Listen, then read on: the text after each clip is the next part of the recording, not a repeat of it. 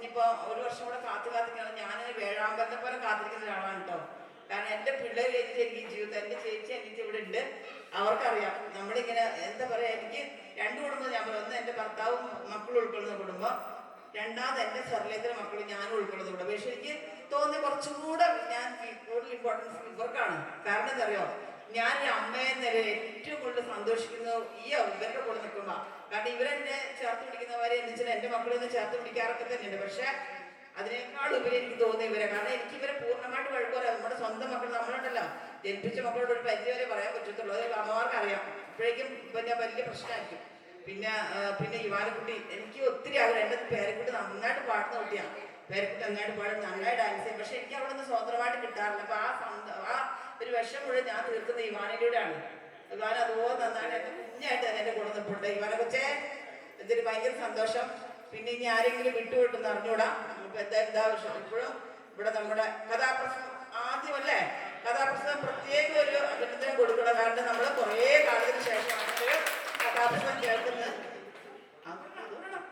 അയ്യോ പറയാൻ പറ്റില്ല. അപ്പൊ അത് പിന്നെ എന്തായാലും ഒത്തിരി സന്തോഷമുണ്ട്. ശൈല ഇങ്ങനെ ഭയങ്കര വളരെ ഓപ്പണാണ് ആള്, വളരെ ഓപ്പൺ ഹാർട്ടഡാണ്. അതുകൊണ്ട് ഇങ്ങനെ ചിലർക്ക് ആദ്യം കാണുന്നു ഇതെന്താന്ന് തോന്നുന്നു. പക്ഷെ അവൾ അങ്ങനെയാണ്. പിന്നെ എല്ലാവരും ഭയങ്കര സ്നേഹത്തോടെ പെരുമാറുന്ന കുട്ടിയാണ്. പിന്നീട് ഏറ്റവും പ്രധാനപ്പെട്ട അവിടെ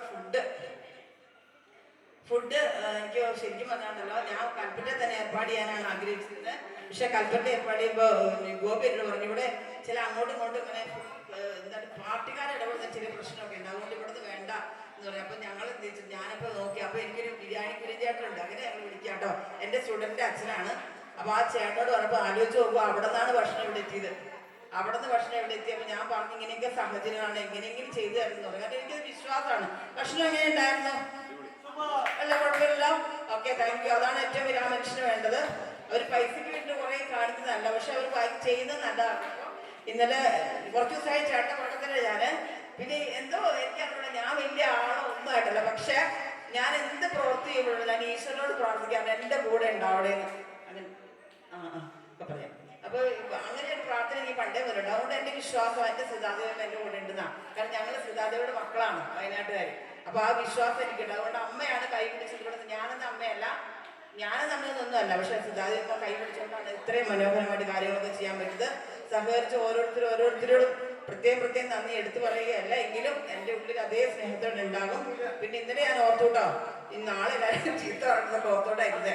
പക്ഷെ എനിക്ക് ചീത്ത പറയാനുള്ള മൂടില്ല. ചീത്ത പറയേണ്ട മൂടുണ്ട്. ആരോടാന്നറിയാവോ? കുറച്ച് പേരോട് എന്താ വെച്ചിട്ടുണ്ടെങ്കിൽ, അതായത് അത് നിങ്ങളോട് തുറന്നതന്നെ പറയാം, വേറെ ഒന്നല്ല. പിന്നെ നമ്മുടെ ഈ ഇത്രയും ദൂരെ കുട്ടികളെ ഇത്രയും ദൂരെ, പ്രത്യേകിച്ച് ചങ്ങനാശ്ശേരിയിൽ നിന്നും തൃശ്ശൂരിൽ നിന്നും പറവൂരിൽ നിന്നും എറണാകുളത്ത് നിന്ന് ഒക്കെ വന്ന് രാമചന്ദ്രൻ ഏറ്റവും വ്യക്തി, ആ സുഖമില്ലാതെ കിടന്ന ആളുകൾ നിങ്ങൾ കണ്ടിട്ടല്ലോ തറക്കുന്നേ. ആ അവസ്ഥയിൽ ഇവിടെ വന്നപ്പോൾ നമ്മുടെ വയനാട്ടിലുള്ള കുറച്ച് പേര് ഇത് മറന്നൊരു സാഹചര്യമായിരിക്കാം. പക്ഷെ എനിക്കൊരു നിർബന്ധമുണ്ട്, ഒരു വാക്കായിട്ട് ചെയ്യുന്ന ഒരു അച്ഛൻ്റെ മകളാണ് ഞാൻ.